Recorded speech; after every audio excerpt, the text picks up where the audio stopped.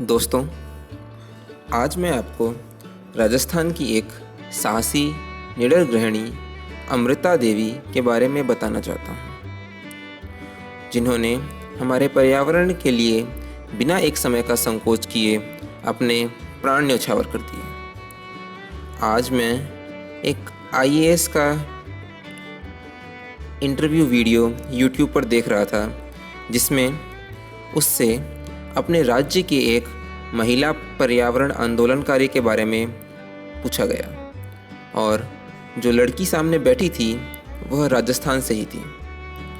जब उसने अमृता देवी बिश्नोई का नाम लिया तो मुझे यह सोचकर शर्म का अनुभव हुआ कि मैंने अपने दादा द्वारा बताई गई इस वीर महिला की कहानी को मैं भूल चुका था। इसलिए अब मैं यह गाथा आप सभी के साथ बांटना चाहता हूँ, ताकि आप सब भी इस दिलेर महिला की कहानी सुनकर गौरवान्वित महसूस करें।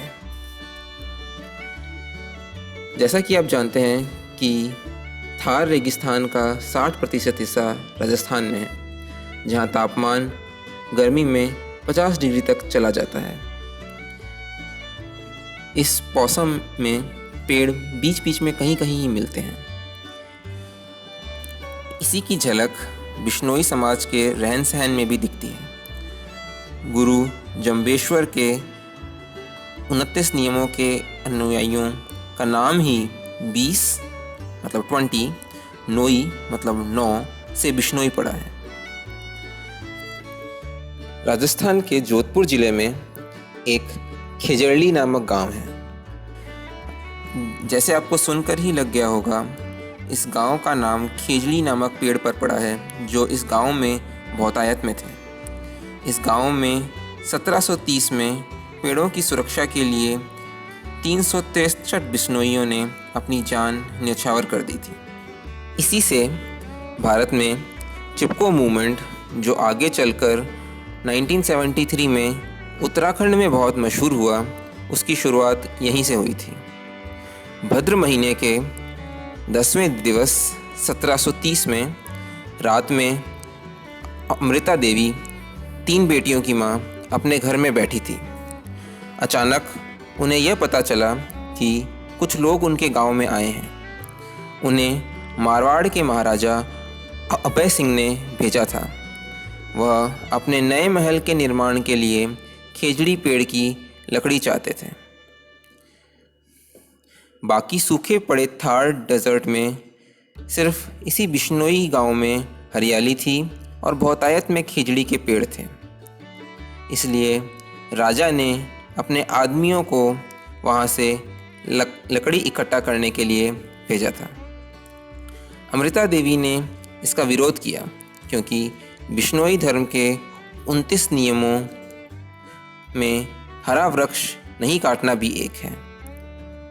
अन्य कुछ नियम अगर आप जानना चाहते हैं तो हैं प्रातःकाल स्नान करना, संतोष धारण करना, शील का पालन करना, विष्णु भजन करना, अपनी रसोई खुद अपने हाथों से बनाना इत्यादि। अमृता देवी ने बताया कि बिश्नोई धर्म में पेड़ काटना निषेध है। ठेकेदार ने यह कहा कि अगर वह चाहती हैं कि पेड़ों को छोड़ दिया जाए तो उन्हें कुछ घूस यानी ब्राइब देनी होगी। उन्होंने यह साफ मना कर दिया, क्योंकि उन्हें उनका घूस देने की बात करना ही अपने धर्म का अपमान लगा। उन्होंने कहा कि वह यह पेड़ काटने देने से पहले अपनी जान दे देंगी। उन्होंने यह शब्द कहे, सर सांटे रुक रहे तो भी सस्ता जान। मतलब पेड़ की सुरक्षा के लिए अपने सर का बलिदान भी देना पड़े तो वह भी जायज़ है। यह शब्द कहने के बाद उन्होंने अपना सर उन सैनिकों को पेश कर दिया और अपनी कुल्हाड़ी से, जो वह आदमी पेड़ काटने के लिए लाए थे, उन्होंने अमृता देवी जी का सर को धड़ से अलग कर दिया। यह देखकर भी उनकी तीनों बेटियां आशु, रत्नी और बाघू बिल्कुल विचलित नहीं हुई और उन्होंने भी पेड़ों की सुरक्षा के लिए अपना सिर उन सैनिकों को भेंट कर दिया। यह खबर जंगल में आग की तरह फैल गई। सभी बिश्नोई इकट्ठा हो गए और 83 बिश्नोई गांवों को इकट्ठा किया गया और आगे की रणनीति तैयार की गई। इस सर्वोच्च बलिदान से भी राजघराने के सिपाही नहीं माने और पेड़ों की कटाई चालू रही। फिर यह फैसला लिया गया कि हर एक पेड़ की कटाई पर एक बिश्नोई अपनी जान न्यौछावर कर देगा। शुरू में वृद्धजन स्वैच्छिक रूप से पेड़ों के सामने आकर खड़े हो गए, पर उनके बलिदान का ज़्यादा कुछ असर नहीं हुआ, बल्कि राजा के नेता उन्हें यह कहकर चिढ़ाने लगे कि बिश्नोई समाज अपने वृद्धजनों की जान की आहुति दे रहा है। पर जल्द ही जवान आदमी, औरतें, वह भी जिनकी अभी अभी शादियां हुई थी, और बच्चे भी बलिदान देने में बढ़ चढ़कर हिस्सा लेने लगे। इसके बाद एक भीषण विप्लव आ गया। There was a huge wild uproar, जिसने उन पेड़ काटने वालों को पूरी तरह से हिला दिया, और वह जोधपुर अपने इस मिशन को पूरे किए बिना ही महाराज के पास वापस लौट गए। इसके बारे में जानकारी मिलते ही मारवाड़ के राजा ने ना सिर्फ बिश्नोई समाज से माफ़ी मांगी, बल्कि बिश्नोई समाज के आसपास सभी पेड़ों की कटाई और जंगली जानवरों की हंटिंग, शिकार पर पूरी तरीके से रोक लगा दी गई। पर तब तक 363 बिश्नोई, जिसमें बुज़ुर्ग, बूढ़े, औरतें, बच्चे, विवाहित, अविवाहित, अमीर, गरीब सभी शामिल थे, शहीद हो चुके थे।